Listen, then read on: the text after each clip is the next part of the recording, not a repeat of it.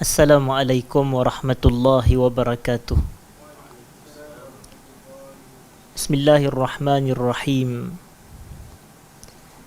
Innal hamdalillah nahmaduhu wa nasta'inuhu wa nastaghfiruh. Wa na'udzu billahi min syururi anfusina wa min sayyiati a'malina. Man yahdihillahu fala mudilla lah wa man yudlil fala hadiya lah. Ashhadu an la ilaha illallah wahdahu la syarika lah wa ashhadu anna sayyidana Muhammadan abduhu wa rasuluh. Allahumma salli wa sallim wa barik ala habibina wa sayyidina Muhammad wa ala alihi wa ashabihi ajma'in, amma ba'd. Muslimin dan muslimat yang saya hormati sekalian, pertamanya alhamdulillah kita rafakkan syukur kepada Allah Subhanahu wa ta'ala kerana pada malam ini sekali lagi kita dapat bersama berkumpul di dalam satu majlis ilmu berkenaan dengan perbahasan kitab Mukhtasar Zadil Ma'ad fi Hadi Khairil Ibad sallallahu alaihi wasallam, yang mana seperti yang kita maklum hadirin dan hadirat, Zadul Ma'ad ditulis oleh Al-Imam Al-Hafiz Ibn Al-Qayyim, manakala ringkasan kitab ini telah ditulis oleh seorang ulama kontemporari, iaitu Al-Ustazul Dr. Ahmad bin Osman Al-Mazid hafizahullahu ta'ala. Al-Dr. Ahmad bin Osman Al-Mazid, dan beliaulah yang telah meringkaskan karya Al-Imam Ibn Al-Qayyim ini, iaitu Zadul Ma'ad fi Hadi Khairil Ibad. Kalau diikutkan bahawasanya perkataan zad ini adalah bekalan. Dalam permusafiran, dalam perjalanan panjang, kita berhajat kepada bekalan perjalanan. Jadi orang yang ingin sampai kepada perjalanan menuju Tuhan, dia kena ada jaluan, dia kena ada laluan dan panduan jalan yang ingin dia lalui. Sebab itu Allah Subhanahu wa ta'ala menyebut, wa tazawwadu fa inna khairaz zadi taqwa. Carilah bekalan, sebaik-baik bekalan adalah takwa kepada Allah. Itulah secara prinsipnya hadirin dan hadirat.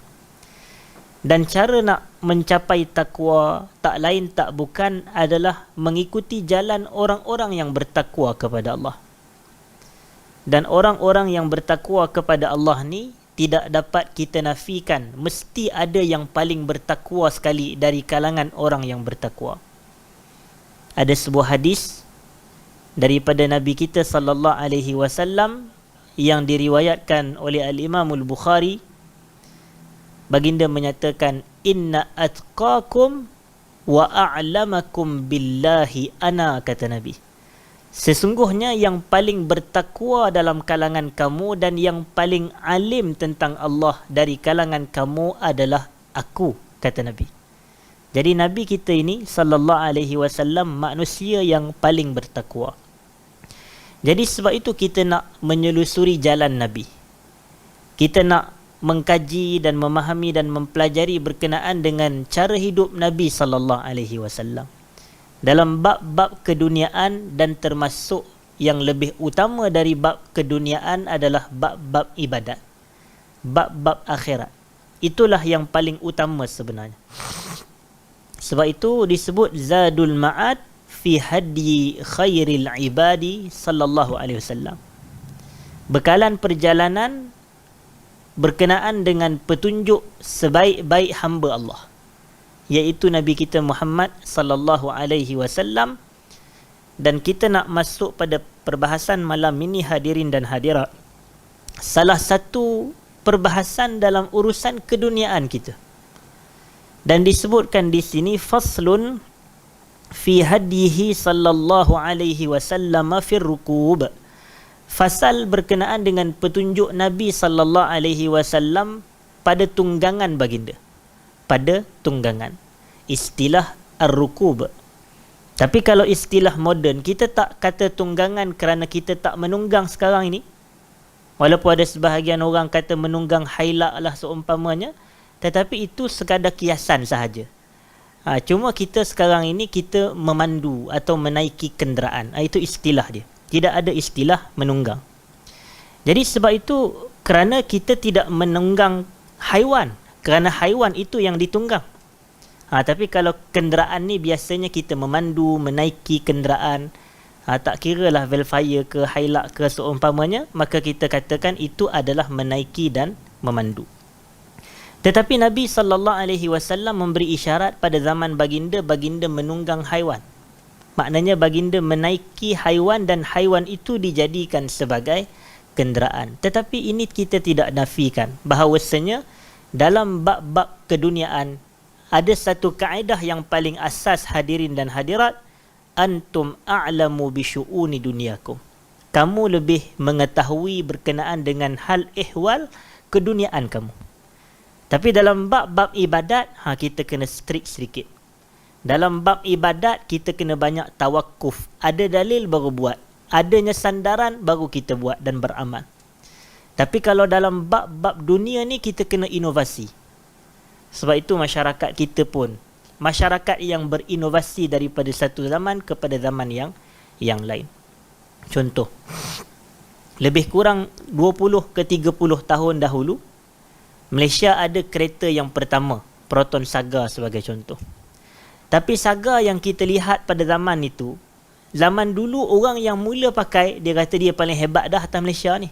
Dialah yang paling hebat. Itu satu. Tapi tak lama selepas itu keluar pula Proton Wira contoh. Bila dah keluar Wira, orang yang pakai Wira tu pula dia kata, tak main Saga, Wira lagi hebat. Contoh. Sebaik selepas keluar sahaja Wira pula, keluar Wajah. Jadi itu inovasi. Jadi Wajah pula bila pakai Proton Wajah ni, maka orang pun telah merasakan bahawasanya dialah yang paling hebat.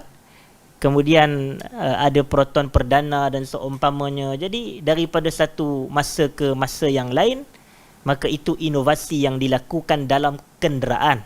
Dalam kenderaan. Begitu juga dengan benda-benda yang lain.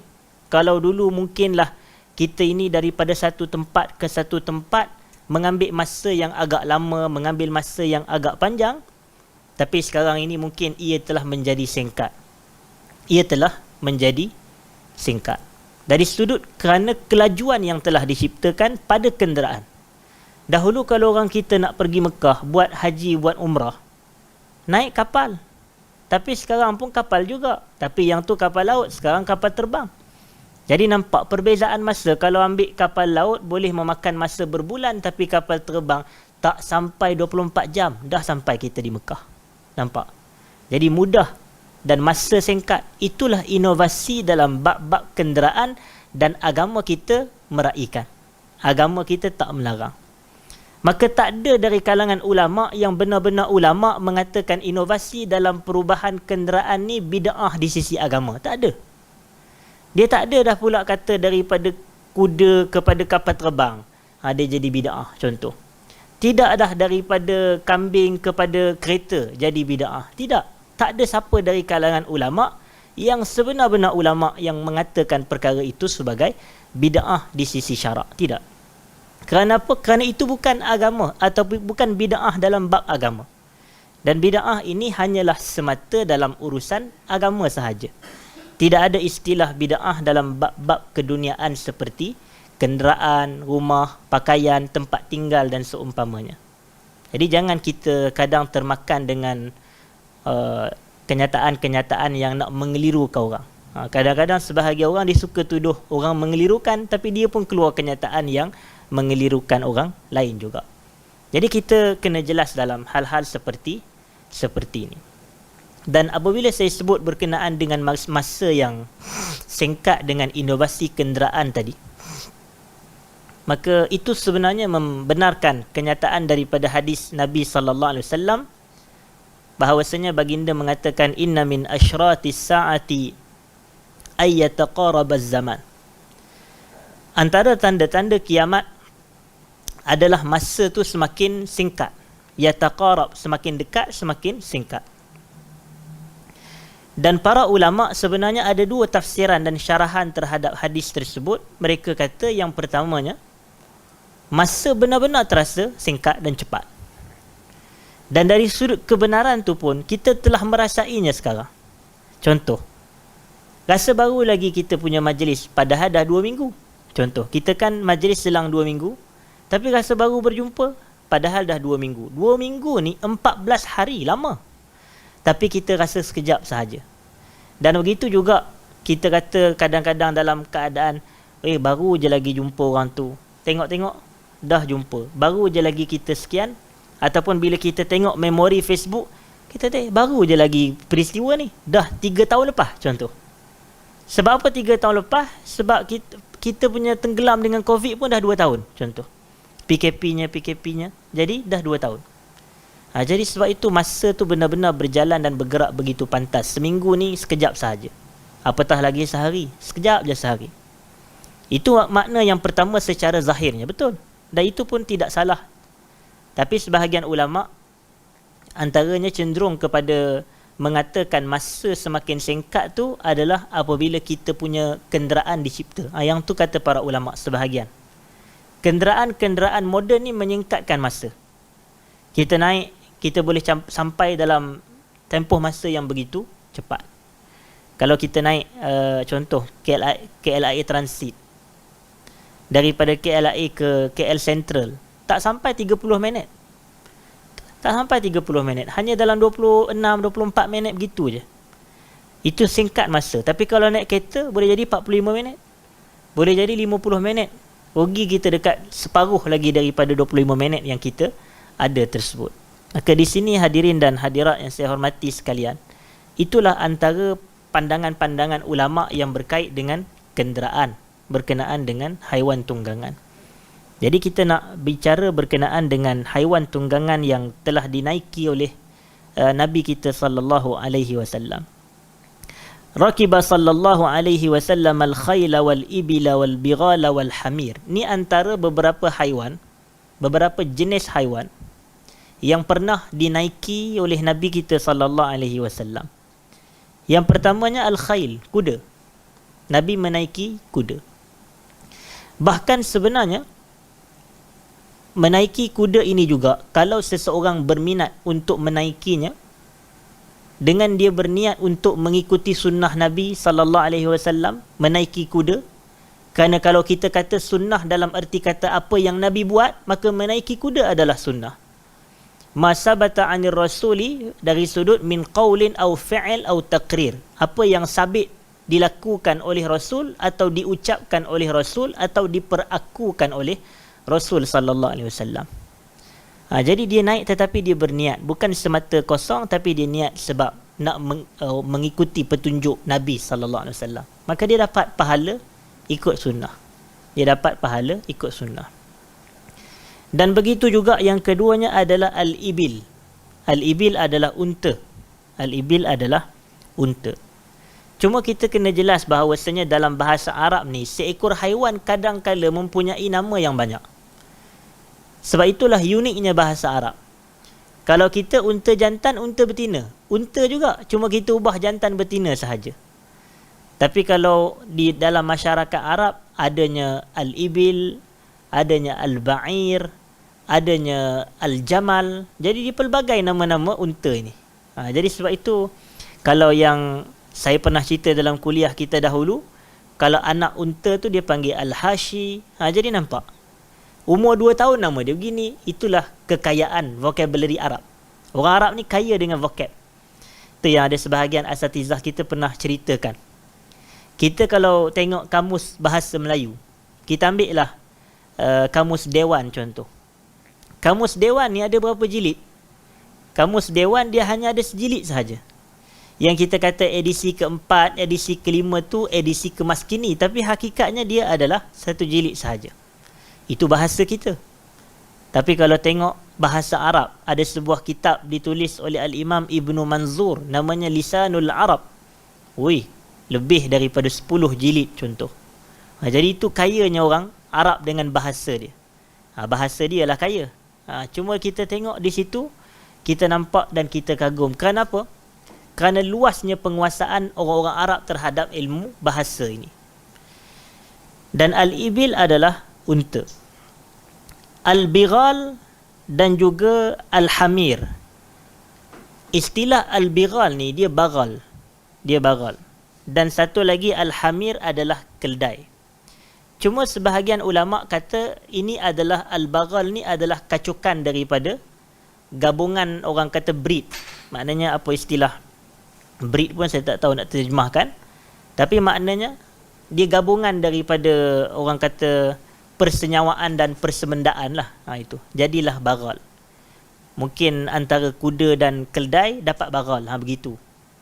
Sebab istilah baghal dan hamir ni kita biasa dengar berkenaan dengan peristiwa Al-Isra' wal Mi'raj. Berkenaan dengan peristiwa Al-Isra' wal Mi'raj, yang mana Nabi kita sallallahu alaihi wasallam menceritakan berkenaan dengan buraq, berkenaan dengan haiwan yang bernama buraq itu. Dan Nabi cerita bahawasanya buraq ini pertengahan di antara keldai dengan baghal. Dia antara keldai dan baghal. Maknanya contohlah, saya tak berapa ingat dia punya matan tu, tapi dia tak lebih tinggi daripada baghal dan tidak lebih rendah daripada keldai. Dia pertengahan sahaja. Macam itulah. Ataupun secara terbalik lah, kita kena cek balik matan hadis tersebut. Tapi itulah antaranya, buraq ini di pertengahan. Tapi hakikatnya baghal dan hamir adalah, boleh kita kata keldai dan keldai juga. Cuma baghal ni dia adalah kacukan daripada dua haiwan yang berbeza. Dan begitulah Nabi juga menaiki keldai dan seumpamanya. Jadi semua haiwan ini disifatkan sebagai haiwan tunggangan dan kenderaan. Jadi macam kalau haiwan pada waktu itu adalah kenderaan, dan haiwan ada pelbagai jenis, maka secara asasnya semua haiwan yang boleh dijadikan sebagai kenderaan harus diguna pakai.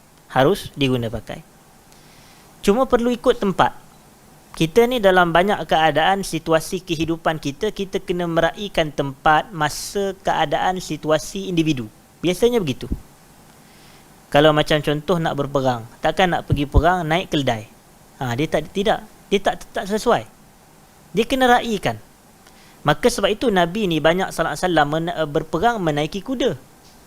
Sebab itu timbul istilah wal-adiyati dhabha fal-muriyati qadha fal-mughirati subha, dan kuda perang yang keluar berperang pada waktu subuh. Jadi kita kena gunakan tempat yang sesuai. Jadi sama juga dengan situasi kita pada hari ini. Dah kalau kita nak pergi Mekah, tuntutannya untuk ibadat haji dan umrah, sebenarnya tak ada keperluan pun naik motorbike walaupun sampai. Tapi kita kalau boleh nak sesegera yang mungkin. Kan sebahagian kan dia buat konvoi, dia buat, walaupun harus dari sudut hukum, tetapi ikut kepada kesesuaian. Lainlah kalau dia banyak masa lapang, memang saja nak enjoy, tak ada apa komitmen apa semua, jadi tak ada salah. Hukum asalnya harus, tapi Nabi meraihkan tempat. Nabi nak pergi perang, Nabi naik kuda. Nabi nak berjalan kat tempat tertentu, Nabi naik unta, contoh.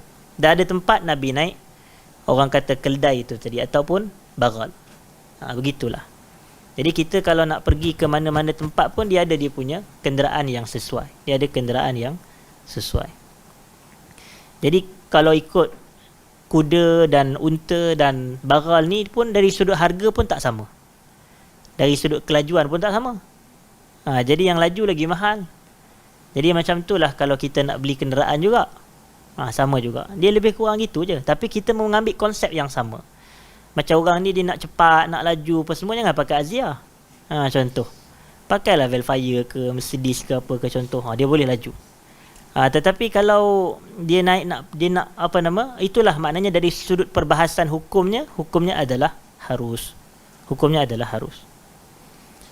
Kemudian kadang-kadang Nabi kita sallallahu alaihi wasallam menaiki al-faras. Al-faras juga adalah kuda, hakikatnya.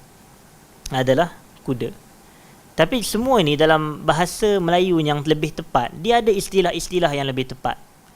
Kadang-kadang kuda yang jenis sekian, baka sekian, kadang unta yang jantina sekian dan sekian. Dia ada perbezaan pada namanya. Tapi yang kita nak menjadikan sebagai perbahasannya adalah bagaimanakah petunjuk Nabi sallallahu alaihi wasallam pada menaiki haiwan tunggangan, dalam bahasa moden menaiki kenderaan. Wa kana sallallahu alaihi wasallam yarkabu wahdah. Kalau Nabi menaiki haiwan tunggangan, biasanya Nabi naik seorang je. Nabi naik seorang sahaja. Wa huwal aktsar, dan inilah yang berlaku pada banyak keadaan Nabi sallallahu alaihi wasallam. Maknanya Nabi tidak membonceng ataupun tidak dibonceng secara kebanyakan. Kebanyakan keadaan Nabi menaiki kenderaan ataupun membawa hanyalah dalam situasi Nabi seorang saja. Tapi ini, kalaulah kita pada zaman moden ni kita naik kereta dengan pasangan dan juga anak-anak sebagai contoh, adakah kita dianggap menyelisihi sunnah Nabi? Tidak. Kenapa Nabi naik kenderaan seorang? Kerana mungkin kapasitinya seorang sahaja. Unta mungkin boleh naik seorang sahaja. Kuda pun mungkin lebih laju dan pantas kerana dia haiwan. Dia ni melibatkan kederak dan tenaga. Berbeza dengan kereta. Kereta tidak. Walaupun ada sudut persamaan tu ada, tapi kereta ni dia makhluk ciptaan manusia, tapi dia hakikatnya ialah ciptaan Allah Ta'ala lah semuanya. Tetapi tidak sama dengan haiwan, yang mana memang betul-betul Allah Subhanahu Wa Ta'ala yang menciptakan secara langsung. Sebab haiwan ni dia ada keletihan, dia ada penat, dia ada tu. Tapi kereta kita tidak. Kereta kita dia ada enjin, kenderaan kita apa semua. Jadi dia berhajat kepada benda lain. Kalau macam haiwan berhajat kepada minum, pada makan, tapi kereta kita berhajat pada minyak, itu je lah. Tapi kita nak dapat gambaran di sini, hadirin dan hadirat, tidak bererti kalau kenderaan yang kita naiki tu secara beramai-ramai dengan keluarga dianggap menyelisihi sunnah Nabi SAW. Tidak. Tapi Nabi naik biasanya sebab ikut kepada jenis. Ikut kepada jenis kenderaan yang kita naiki. Cuma Nabi, kalau kita tengok, Nabi hanya menaiki haiwan-haiwan yang boleh dijadikan sebagai tunggangan sahaja.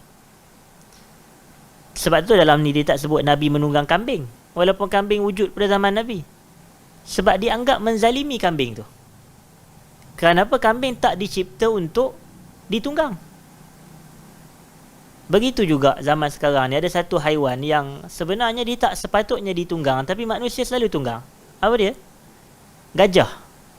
Sebenarnya gajah juga dari sudut untuk orang kata apa, pakar-pakar dari sudut haiwan, yang kata gajah ni bukan untuk ditunggang, kerana dia punya badan tu walaupun besar nampaknya, tapi sebenarnya gajah punya tulang ni fragile untuk dia ni ditunggang. Bahaya untuk kesihatan dia. Tapi kalau kita pergi ke Thailand tu, antara aktivitinya tunggang gajah. Contoh, kesian ke gajah tu. Jadi sepatutnya kita kena usaha elak. Hanya haiwan-haiwan yang boleh ditunggang sahaja kita tunggang, kita naiki. Kalau macam di Malaysia ni nak belajar naik kuda, silakan. Ada tempat-tempat di macam Seri Kembangan ada kot belajar naik kuda, sila pergi, bayar pun tak apa. Tapi kita nak dapat orang kata pengalaman. Saya pun tak pernah belajar lagi. Ustaz Faif pernah kot. Alhamdulillah. Jadi kita pun tak pernah, tapi orang kata baguslah kalau ada masa lebih, silalah. Tapi kalau tak ada masa, naik kereta kita je lah. Yang tu. Dan disebutkan di sini itu pada kebanyakan keadaan Nabi naik seorang saja. Tapi kadang-kadang warubbama ardafa khalfahu 'alal ba'ir. Kalau Nabi naik unta, kadang-kadang ada orang duduk di belakang Nabi. Sebab tu ada riwayat hadis, kuntu radifan Nabi sallallahu alaihi wasallam. Aku berada di belakang Nabi di atas haiwan tunggangan. Itu terjemahan yang tepat. Aku berada di belakang Nabi. Dan ada sebuah hadis tu yang diriwayatkan oleh Ibnu Abbas. Dia kata kuntu khalfan Nabi sallallahu alaihi wasallam. Aku berada di belakang Nabi sallallahu alaihi wasallam. Kemudian Nabi memberi wasiat. Nabi kata, ya ghulam inni u'allimuka kalimat ihfazillaha yahfazka. Jadi di situ kita dapat satu kefahaman. Ibnu Abbas duduk di belakang Nabi. Jadi para ulama hadis mereka syarah dengan dua maksud. Di belakang Nabi ni boleh jadi di belakang Nabi di atas haiwan tunggangan, satu. Yang kedua, di belakang Nabi dia berjalan, Nabi di depan, dia di belakang. Begitu. Dan semuanya tak lain tak bukan kalau berjalan Nabi di depan, dia di belakang, adalah tingginya adab Abdullah ibn Abbas, kerana dia mendahulukan orang yang tua untuk berada di depan, dan tidak anak muda ni duduk berjalan depan orang tua, tidak. Jadi itu sebahagian ulama kata adab. Tapi kesimpulannya, kadang-kadang sahabat kata kuntu khalfan Nabi, kuntu radif an Nabi, aku menunggang bersama dengan Nabi SAW. Dan kadang-kadang Nabi yang duduk di belakang, kadang-kadang Nabi di depan, orang yang menumpang tu di belakang, kadang-kadang Nabi di belakang, orang yang membawa tu di depan. Begitu. Jadi ni kalau diikutkan, boleh di orang kata apa, disifatkan dengan situasi semasa ni macam naik motor lah. Naik motor kan biasa seorang dua je, walaupun kadang kita nampak ada juga 5 orang naik motor. Tapi janganlah begitu, bahaya, tambah di Kuala Lumpur kan. Tapi kalau duduk 1-2 tu standard macam Nabi, biasa 2 je. Kalau dah ada anak tu yang 3 lah, tapi ikut kepada keadaan lah. Jadi di sini pun ada juga satu perbahasan hukum, ada satu perbahasan hukum yang bila saya sebut perkataan ardafa radif ni, saya teringat kepada satu riwayat dalam Sahih Bukhari juga. Kalau tak silap saya adalah isteri kepada siapa dia ke? Isteri ke, saya tak ingat, kepada Ali ke kepada siapa dia. Tapi kalau isteri Ali, Fatimah. Tapi ni ada isteri kepada seorang lagi sahabat. Dia ni satu hari, ni Asma, bukan isteri kepada Ali. Asma ni isteri kepada siapa dia, sahabat di Jamin Syurga tu, Az-Zubair. Az-Zubair ibn al-Awwam. Jadi Asma ni satu hari, Nabi tengok dia ni telah macam letih lah, baru balik daripada uruskan tanah Zubair ni. Macam dia buat kerja lah, kerja-kerja cucuk tanam ke, kerja-kerja berkebun ke apa ke. Lepas tu Nabi tengok dia ni letih, kemudian Nabi bawa si Asma ni menaiki di belakang Nabi SAW. Di situ. Jadi di sinilah yang timbul perbahasan kalau kita nak hukum membonceng orang wanita bukan mahram. Begitu.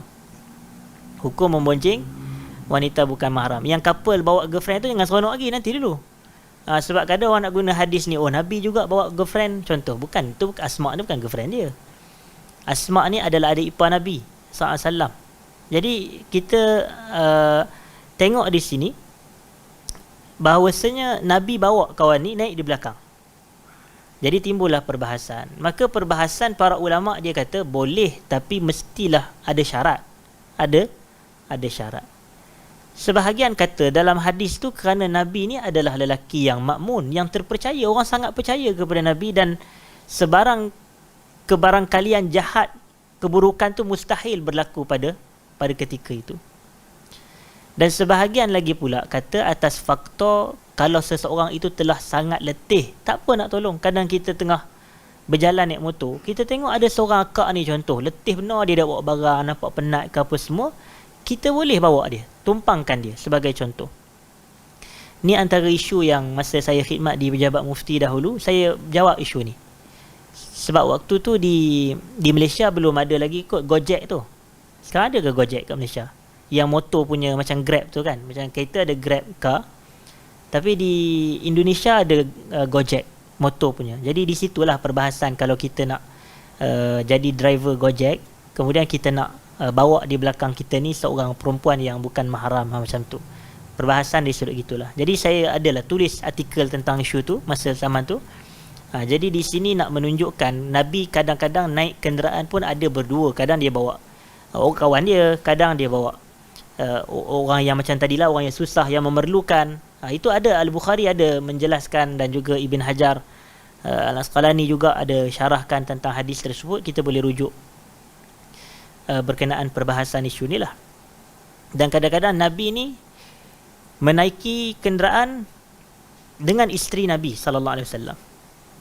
Menaiki kenderaan dengan isteri-isteri Nabi SAW.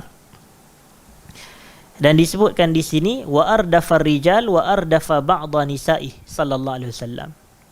Nabi menjadikan ada beberapa orang lelaki juga kadang sebagai duduk di belakang Nabi di atas haiwan kenderaan, dan kadang-kadang sebahagian isteri-isteri Nabi juga menaiki haiwan tunggangan bersama dengan Nabi sallallahu alaihi wasallam. Dan disebut di sini wa kana aktsaru marakibihil khail wal ibil. kebanyakannya yang biasa Nabi duk naik, Nabi duk tunggang adalah kuda dan juga unta. Kuda dan juga unta. Dan satu lagi yang disebutkan di sini adalah, ataupun dia tidak disebutkan di sini adalah berkenaan dengan petunjuk Nabi sallallahu alaihi wasallam ketika nak menaiki kenderaan adalah dengan membaca doa itulah, subhanallazi sakhkhara lana hadza wa ma kunna lahu mukrinin wa inna ila rabbina lamunqalibun. Jadi ini disifatkan sebagai doa menaiki kenderaan. Itu pun janganlah kita, orang kata terlalu sempit dalam arti kata kita kata ni doa menaiki haiwan tunggangan. Tapi kita umumkan doa menaiki kenderaan, maknanya apa sahaja kenderaan pun sebenarnya tak ada masalah kalau kita nak membaca dengan doa tersebut. Tapi kalau kita naik kapal terbang, walaupun boleh juga baca subhanallazi sakhkhara lana itu atas faktor kapal terbang juga adalah kenderaan, tapi itu sebenarnya kita melibatkan perjalanan panjang. Jadi perjalanan panjang ada doa safar lah. Jadi ada doa safar. Jadi di situ kita boleh membacanya berserta dengan doa subhanallazi sakhkhara lana itu. Baik. Kemudian kita pergi kepada fasal yang berikutnya, hadirin dan hadirat. Dalam fasal ni dia membicarakan berkenaan dengan beberapa isu. Dia tidak ada spesifik sangat kepada isu tertentu seperti bab Nabi naik kenderaan ke tidak, berkenaan dengan haiwan tunggangan Nabi ke tidak, tapi dia macam campuran kepada beberapa perkara-perkara yang Nabi kita sallallahu alaihi wasallam lakukan. Disebutkan di sini waba'a Rasulullah sallallahu alaihi wasallam washtara. Dalam urusan kehidupan Nabi sallallahu alaihi wasallam menjual dan kadang Nabi membeli. Kita pun tahu Nabi ni orang bisnes. Dia asalnya dia orang berdagang. Dia daripada muda dia berdagang, meniaga harta Khadijah. Dia pergi ke tempat-tempat perniagaan dan seumpamanya. Dan kita tengok itulah salah satu petunjuk yang terbaik daripada Nabi untuk kita juga mencontohi dan meneladani perkara yang sama. Niaga. Jual kitab ke, jual minyak wangi ke, niaga. Itu adalah antara sunnah Nabi kita sallallahu alaihi wasallam. Tapi sunnah tu bukan jual kitab tu. Sunnah tu pada perniagaan tu. Kita kena clear sikit lah. Sunnah tu pada berniaga. Nabi berdagang, berniaga. Tapi satu yang saya suka dengan orang yang berniaga ni, tawakal pada Allah Ta'ala tinggi. Sebab dia tak ada pendapatan bulanan yang tetap macam orang kerja kerajaan. Orang kerja kerajaan ni PKP ke tak PKP ke, dia seronok relax gitu je lah. Walaupun mungkin dia tak terkesan sangat dengan PKP, pandemik contoh. Tapi kalau orang yang hidup dengan hasil-hasil perniagaan, makan harian, kita akan rasa kesian. Contoh bila ada PKP dan seumpamanya. Jadi dalam situasi sebeginilah orang kata kebergantungan kepada Allah Ta'ala tu tinggi. Tapi kita tengok Nabi ni memang begitulah bentuk peribadi Nabi. Tinggi, bergantung pada Allah Ta'ala. Ada, tak ada tak apa. Contoh, tawakul kepada Allah Subhanahu Wa Ta'ala. Orang meniaga dia akan banyak tawakul dan bergantung kepada Tuhan Subhanahu Wa Ta'ala. Sebab kadang kita risau juga orang yang telah ada jaminan gaji bulanan ni, dia rasa relax je. Dia kata tak apalah, aku ni tidur ke, tak masuk kerja ke, mengulur ke, dia dapat juga gaji bulan-bulan, dia kata begitu. Tapi tidak, dia kena struggle sikit. Dan Nabi SAW berniaga, Nabi menjual dan Nabi SAW juga membeli. Jadi ini nak menunjukkan satu sisi-sisi manusiawi pada diri Nabi SAW. Bahawasanya bukanlah Nabi ni kalau nak apa je, ya Allah kau bagilah aku, tak. Nabi kalau nak kadang Nabi beli. Itu. Kalau nak baju, belilah. Apa nak berdoa pada Allah pula? Contoh. Walaupun tak salah kalau kita nak berdoa, nak baju, boleh. Dari satu sudut. Macam ada satu kisah yang saya tak pernah cerita kat sini lagi. Kisah ni disebut dalam dua kitab yang saya baca. Yang pertamanya Tashilul Maqasid li Zuwaril Masajid. Sebuah kitab yang membicara berkenaan dengan hukum hakam masjid. Dan yang keduanya adalah kitab Adabud Du'a. Adabud Du'a yang ditulis oleh Al-Imam Ibnu Abdul Hadi rahimahullah, anak murid kepada Al-Imam Ibnul Qayyim rahimahullahu ta'ala. Jadi dalam dua kitab ni mereka ada menukilkan kisah berkenaan dengan seorang tokoh ulama. Ulama ni kalau saya sebut nama, kita semua kenal. Namanya Ja'far As-Sadiq. Ja'far As-Sadiq. Biasanya Imam Ja'far As-Sadiq ni orang duk kata kait dengan Syiah dan seumpama. Tak pelik kerana dia memang keturunan Nabi sallallahu alaihi wasallam. Tapi dia adalah ulama ahli sunnah, ulama ahli sunnah keturunan Nabi kita sallallahu alaihi wasallam. Cuma adalah seorang ulama ni, dia pun muktabar juga, terkenal juga. Satu hari dia tengok Ja'far As-Sadiq dalam keadaan dia tak kenal pun kawan tu Ja'far As-Sadiq. Dia tengok kawan ni sedang berdoa bersungguh di depan Kaabah. Maknanya kalau berdoa depan Kaabah tu dalam masjid lah, Masjid Haram tu. Jadi bila dia duduk berdoa, kawan ni duduk dengar dan dia pun tengok orang tu doa. Dan antara doa dia, dia kata, Allahumma inni ashtahil inaba fa'at'imni. Dia kata, ya Allah, aku teringin nak makan buah anggur, maka bagilah aku makan buah anggur, dia kata. Kemudian dia kata, ya Allah, 2 helai pakaianku ni telah lusuh, dia kata. Kau gantikanlah aku pakaian yang baru. Jadi minta pakaian tu. Jadi tak salah pun sebenarnya kalau kita nak berdoa minta hajat dunia, tak ada masalah. Tapi biarlah pada part-part yang macam relevan lah, yang kita mampu buat apa semua. Yang kita tak mampu, contohnya pakaian tu rosak dan dia tak ada duit, macam tu. Jadi dia dah tak ada apa alternatif lain melainkan untuk dia berdoa kepada Allah. Nak beli pakaian baru, duit tak ada, tapi dia nak kepada pakaian yang baru. Ketika itu keterdesakan dan keperluan tu menjadikan kita ni berdoa kepada Allah. Ni kadang-kadang, ya Allah tolong buka lampu, itu teruk sangat. Kata ya Allah tolong buat Milo, ya Allah tolong buat Maggi, yang ni teruk sangat. Tapi kalau kita kata dah, kalau buka lampu pun nak berdoa, awak pergilah bangun, tekanlah lampu tu. Jadi kita kata dalam hal-hal seperti ini tak relevan. Tapi doa ni kalau kita tengah orang kata sangat berhajat dan memerlukan dan kita tak dapat nak usaha ke arah tu. Macam kawan ni tadilah, di sekeliling dia tak ada buah anggur. Pokok anggur pun tak ada. Musim pula bukan musim buah. Tapi dia teringin. Dia orang teringin ni kadang-kadang kita pun macam orang mengidam lah, orang perempuan lah. Duk mengidam itu, duk ini, susah.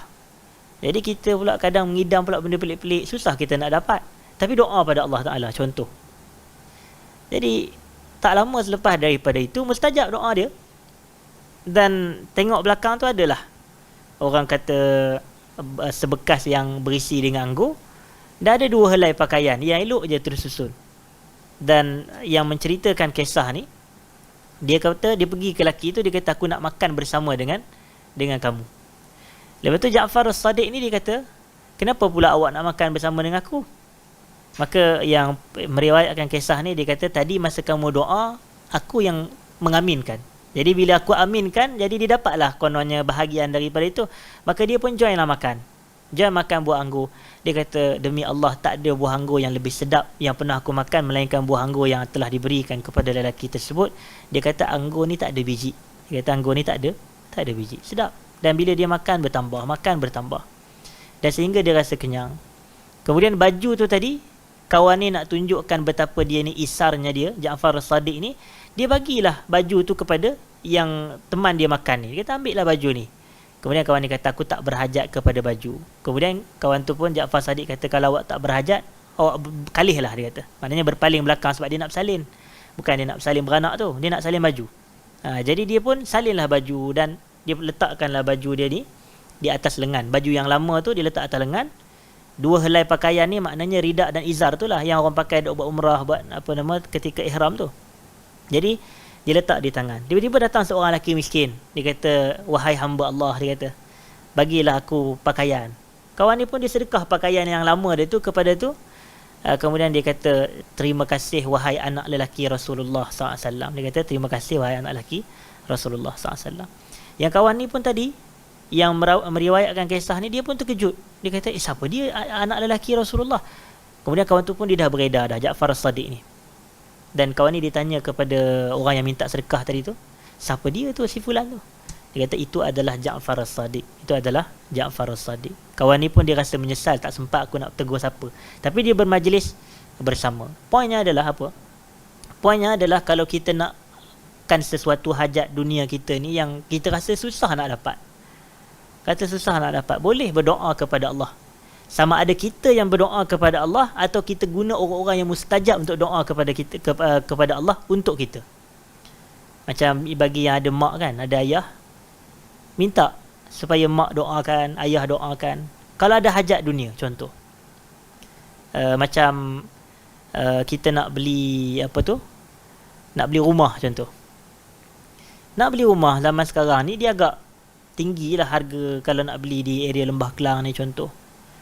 Tapi benda tu mungkin kita tak apa mampu. Tapi kadang-kadang berapa banyak benda yang kita rasa kita tak mampu, tapi akhirnya kita mampu dengan asbab doa pada Allah Ta'ala. Tu yang kena doa pada Allah tu. Mungkin pada pandang kita tak mampu, tak boleh, tak mampu, mustahil. Tapi doa kita tak buat.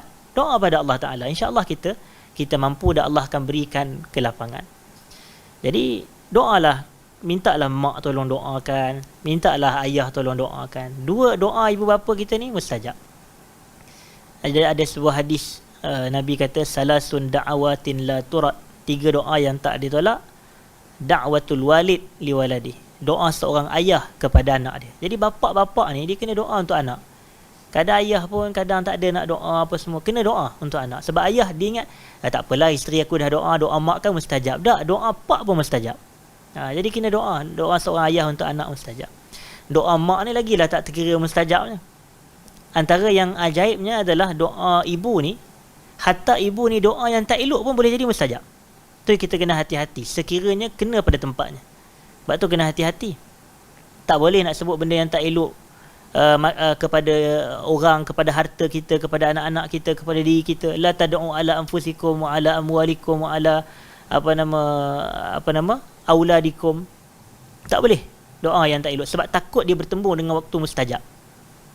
Yang kisah yang paling jelas menunjukkan doa mak ni mustajab walaupun pada benda yang tak elok adalah kisah Juraish. Kisah Juraish, kita biasa dengar kisah Juraish, kisah yang sahih diriwayatkan oleh Al-Imam Al-Bukhari dan Imam Muslim, bahawasanya Juraish ni adalah seorang abid kuat beribadat kepada Allah Ta'ala. Jadi apabila satu hari tu dia tengah ibadat, tengah semayang, mak dia datang, panggil dia, wahai Juraish. Dia tak menyaut.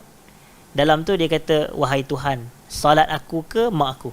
Salat aku ke mak aku? Tapi dia teruskan salat. Mak dia pun terasa hati. Esok mak dia datang lagi.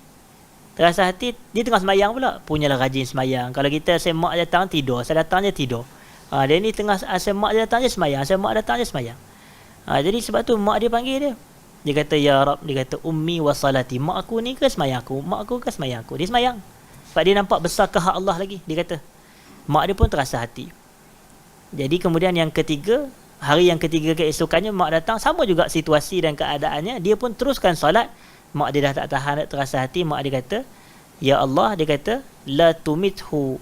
Janganlah kau matikan anakku ini sehingga dia melihat kepada wajah pelacur. Dia kata, sehingga dia melihat ke arah wajah-wajah pelacur. Jadi itu doa tak baik tu. Tapi mak dia dah terasa hati nak buat macam mana. Kan orang perempuan ni dia terasa hati, dia emosi sikit. Dia cakap pun lepas je. Jadi dalam situasi macam tu, mustajab doa dia. Maka datanglah seorang pelacur nak pergi goda kepada Juraish ni. Tapi Juraish tak layan. Bila Juraish tak layan, yang wanita pelacur ni pergilah ke satu kawasan tu, kebun tu. Dia jumpa dengan seorang penggembala kambing. Maka dia berzina dengan penggembala kambing, dapatlah seorang anak. Dan bila anak tu, maka wanita pelacur tu dia bagi tahu kepada semua penduduk kampung. Dia kata, ini min Juraish. Anak ni adalah hasil persetubuhan aku dengan Juraish. Orang pergi ke rumah Juraish tu, tempat ibadat dia tu tinggi, macam rumah ibadat tu tinggi. Orang robohkan, orang panggil dia turun, orang pukul dia. Dia pun jadi bela, apa kena aku kena pukul ni? Tak ada. Tiba-tiba orang bagi tahu dia, orang kata, ini anak zina kamu berzina, tak sangka kamu berzina dengan pelacur. Dia kata bukan. Dia kata kejap, bagi aku ambil wuduk, bagi aku semayang, dan panggil budak tu. Dia panggil budak tu, dia cucuk perut budak tu. Budak tu bercakap, siapa bapak kamu? Bapak aku adalah penggembala kambing. Jadi waktu tu serta-merta, ialah budak bercakap, budak yang pada usia dalam buayan lagi, mana boleh bercakap. Tapi dia bercakap, orang kampung terus percaya, penduduk terus percaya. Dia kata, nakkah kami bina sauma'ah kamu, tempat ibadat kamu daripada emas? Dia kata tak payah, bina seperti tanah macam mana dulu yang kamu robohkan dulu tu, bina balik. Tapi orang minta maaf kepada dia. Tapi yang saya nak ceritanya adalah mustajab doa mak ni, walaupun dia doa yang tak elok pun kadang mustajab. Jadi kena hati-hati kalau ibu-ibu yang mendengar, kita kena jaga sikit apa yang kita nak ucap kepada anak-anak kita. Biarlah walaupun ada kita terasa hati kepada anak kita, kita cakap, ya Allah kau bagi taufik kepada anakku nak betulkan salah dia, begitu.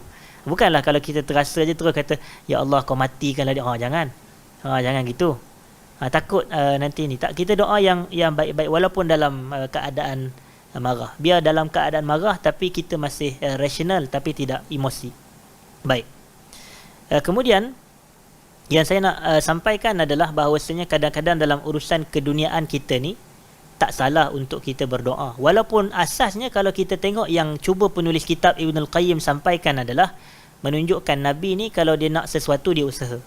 Nabi nak kepada pendapatan, Nabi berjual. Nabi nak kepada barangan, Nabi membeli. Itu hakikat dia. Hidup kita adalah jual beli. Konsep kehidupannya adalah jual beli. Macam Quran sebut, innallaha ashtara minal mu'minina anfusahum wa amwalahum bi anna lahumul jannah. Sesungguhnya Allah membeli daripada orang beriman diri-diri mereka, jiwa-jiwa mereka dan harta-harta mereka, bahawasanya ganjaran mereka, upah mereka adalah syurga Allah. Itu satu.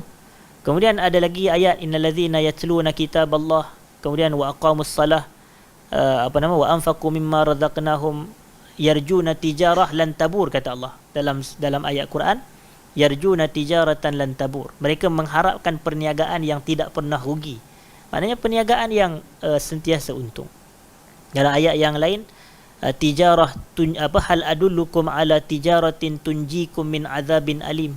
Nakkah kamu aku menunjukkan kepada kamu satu perniagaan yang akan menyelamatkan kamu daripada azab yang pedih. Jadi Allah sifatkan hidup kita ni jual beli. Apa yang kita jual? Dua benda. Jiwa kita, harta kita.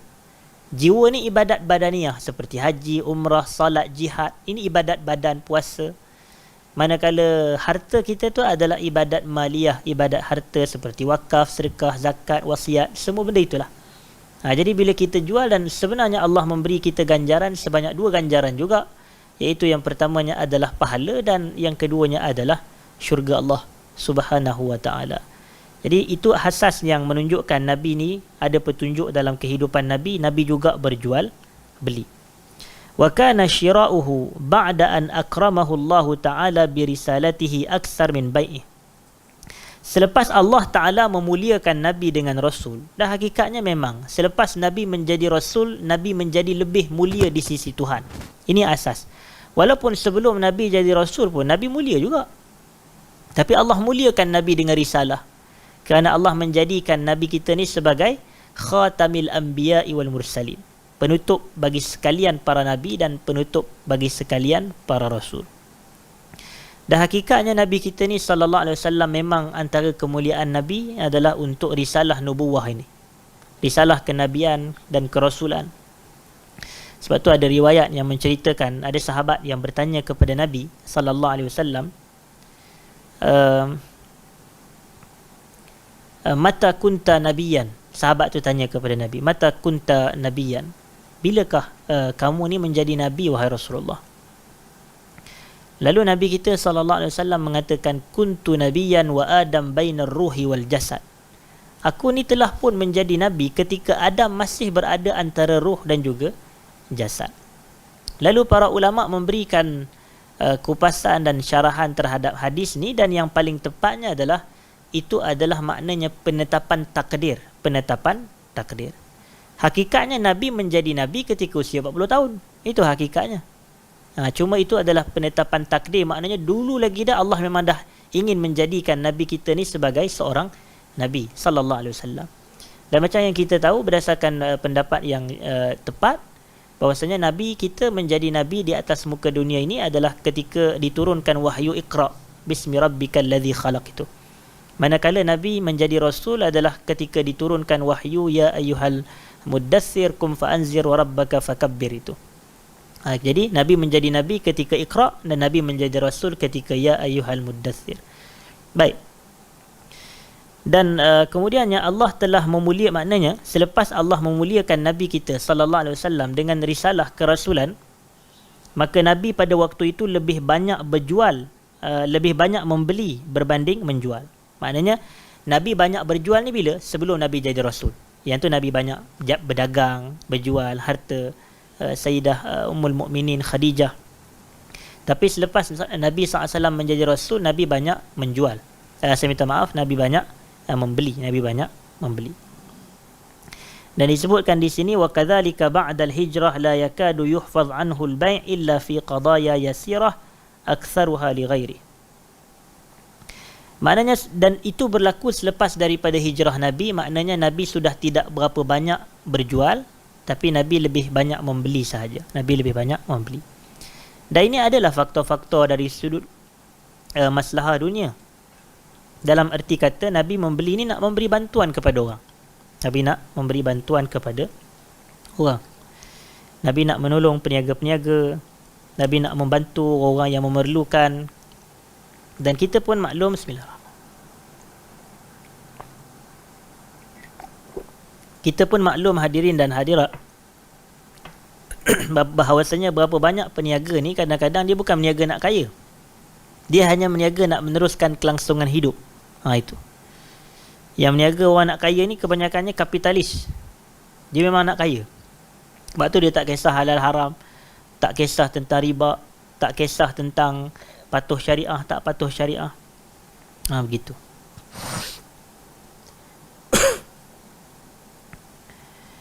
Kemudian hadirin dan hadirat yang dirahmati Allah, disebutkan di sini sebagai perbahasan kita yang terakhir.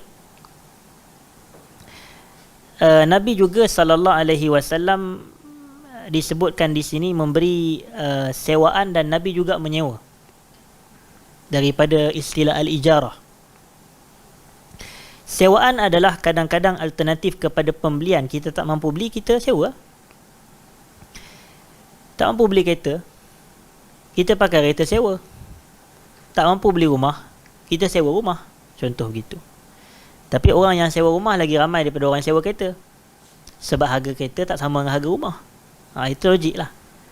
Jadi dalam situasi sebegini, Nabi ni nak menunjukkan ijarah pun dari sudut sewa pun Nabi sewa juga. Dan kadang-kadang Nabi memberi sewaan kepada orang yang tidak mampu. Tapi disebutkan di sini bahawasanya Nabi banyak memberi lebih daripada Nabi menyewa. Itu hakikat dia. Nabi banyak memberi. Dan ini sebenarnya ini yang istilah Nabi banyak menjual lebih dari Nabi banyak membeli lebih daripada menjual. Nabi banyak memberi sewa lebih daripada Nabi menyewa. Semuanya tak lain tak bukan nak memberikan isyarat kepada kita bahawasanya kehidupan ni yang patut lebih banyak pada kita adalah memberi instead of menerima. Kena banyak memberi. Sebab itulah yang disebutkan kenapa Ibn Al-Qayyim dia tekankan Nabi ni banyak membeli instead of menjual. Nabi ni banyak memberi sewa lebih daripada Nabi menyewa. Jadi di situ itu isyarat. Dan banyak hadis yang menceritakan tentang hal ini, antaranya al-yadul ulya khairun min al-yadis sufla itu. Tangan yang atas lebih baik daripada tangan yang bawah. Maknanya tangan yang memberi lebih baik daripada tangan yang menerima. Jadi kita nampak di sini bahawasanya hidup kita ni kena banyak memberi. Bahkan sebahagian asatizah kita pula mengeluarkan erti hidup pada memberi. Erti hidup pada memberi. Kalau kita tengok dalam Quran, Allah semua sebut ciri-ciri orang bertakwa, beriman ni semuanya atas wazan mereka melakukan itu, melakukan ini, melakukan itu. Antaranya allazina yunfiquna amwalahum fi sabilillah. Golongan yang membelanjakan harta mereka di jalan Allah. Kemudian golongan Ansar, wa yu'thiruna ala anfusihim walau kana bihim khassasah. Mereka mendahulukan orang lain melebihi diri mereka walau mereka juga dalam keadaan memerlukan. Jadi banyak ayat lain, yunfiquna, yu'thiruna, yatasaddaquna, macam-macam ayat. Semua dalam Quran memberi. Kita ni, sebab kalau kita ni asyik-asyik duk harap orang bagi, orang sedekah, orang beli, orang tolong, hidup kita akan dalam kesedihan je nanti. Percayalah, kalau kita duk harap je orang. Sebab manusia ni kadang dia tak. Tapi kalau kita tak nak hidup dalam sedih, kita nak bahagia dan gembira, bagilah, bagi. Kita happy, insya-Allah. Kita happy sebab apabila orang tu bagi, Allah akan tolong dia. Kita macam ada satu hadis ni sebagai penutup. Saya suka hadis ni dan saya suka nak kongsikan faedah. Hadis man naffasa an mu'min kurbatan min kurabid dunya naffasallahu anhu qurbatan min qurabin yaumal akhirah ataupun yaumil akhirah. Siapa yang melapangkan kesulitan dan kesusahan seorang mukmin di dunia, Allah akan lapangkan urusan kesulitan dia di dunia akhirat ataupun pada hari kiamat. Wa may yassara ala mu'sirin yassarallahu alaihi fid dunya wal akhirah. Siapa yang tolong orang yang dalam kesusahan, maka Allah akan tolong dia dunia akhirat. Kemudian wa man satara musliman satarahu Allahu fid dunya wal akhirah. Sesiapa yang menutup keaiban seorang muslim, Allah akan tutup aibnya dunia akhirat. Kemudian Nabi kata SAW, wallah fi aunil abdi ma damal abdu fi auni akhih. Allah akan tolong hambanya selama hambanya tolong saudara. Di sini ada 4 kata-kata Nabi. Lapangkan kesulitan, bantu orang susah, tutup keaiban orang, dan Allah akan tolong hambanya selama hambanya itu menolong saudaranya. Nak memberikan pengajaran kepada kita hadirin dan hadirat, bahawasanya kalau kita ni melapangkan kesulitan orang yang susah di dunia, Nabi tak bagi tahu pun orang yang susah tu akan lapangkan balik kesulitan kita saat kita susah. Nabi tak kata macam tu. Dan sesiapa yang mempermudahkan urusan orang yang susah, Nabi tak kata orang tu yang akan permudahkan urusan dia saat dia susah. Siapa yang tutup aib seorang Muslim, Nabi tak kata dia akan tutup keaiban kita. Boleh jadi dialah yang mendedahkan aib kita walaupun kita tutup aib dia. Tapi Nabi kata apa? Allah yang akan menyelamatkan kita. Allah yang akan menutup aib. Allah yang akan melepaskan kita daripada kesulitan. Dan tengok, wallah fi aunil abdi madamal abdu fi auni akhi. Allah akan tolong hambanya selama hambanya tolong saudaranya. Bukan hambanya itu yang ditolong akan menolong hambanya yang menolong, tidak. Tapi Allah yang akan tolong. Jadi kita ni nak dapat yang kita nak adalah pertolongan Allah. Tapi Allah bagi tahu kalau nak dapat pertolongan dia, dan Nabi SAW bagi tahu kalau nak dapat pertolongan Allah, kita kena tolong manusia, bukan tolong Allah. Tolong manusia, dapatlah pertolongan Allah. Dan Allah tak berhajat kepada pertolongan. Allah Maha Kaya. Jadi sebab itu dalam keadaan seperti ini, maka kita kena sentiasa tolong, bantu, beri, sumbang, macam tu. Dahulukan orang lain. Dan kepada itulah yang menjadi asas kenapa disebut Nabi SAW banyak memberi instead of Nabi SAW banyak menerima. Dan disebutkan juga Nabi banyak memberi hadiah dan Nabi juga memberi, saya minta maaf, Nabi banyak menerima hadiah dan Nabi juga banyak memberi hadiah. Dan hadiah ni adalah perbuatan seseorang kepada saudaranya se-Islam tanpa dia mengharapkan apa-apa balasan pun. Dia hanya memberi hadiah. Boleh jadi dia sayang orang tu, tapi Nabi SAW memberi isyarat tahadu tahabbu. Maknanya saling memberi hadiah, nescaya kamu akan saling berkasih sayang. Kenapa kita nak berkasih sayang? Kerana orang yang berkasih sayang ni akan kuat iman dia, sempurna iman dia. Jadi macam mana nak sempurna iman? Kena kasih sayang. Macam mana nak kasih sayang? Bagilah hadiah. Kena bagi hadiah, contoh. Sebab tu Nabi kata la yu'minu ahadukum hatta yuhibba li akhi. Kaitan iman dan kesempurnaan iman dengan sayang ni. Dan nak sayang ni ada banyak cara, antaranya hadiah, antaranya bagi salam. Macam Nabi kata SAW, la tadkhulul jannata hatta tu'minu wa la tu'minu hatta tahabbu afala adullukum ala syai'in idza fa'altumuhu tahabbtum afshus salama bainakum, kata Nabi. Kamu tak akan masuk ke dalam syurga sehingga kamu beriman, dan kamu tak akan beriman sehingga kamu berkasih sayang.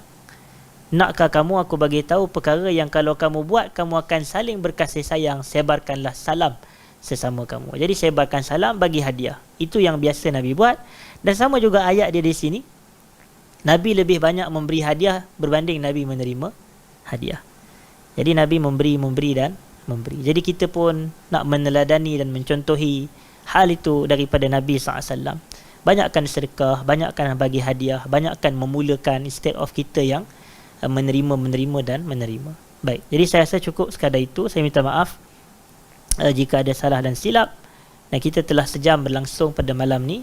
InsyaAllah pada kuliah akan datang kita akan sambung kepada perbahasan-perbahasan yang berbaki insyaAllah. Aqulu ma sami'tum astaghfirullahal azim li wa lakum. Assalamualaikum warahmatullahi wabarakatuh.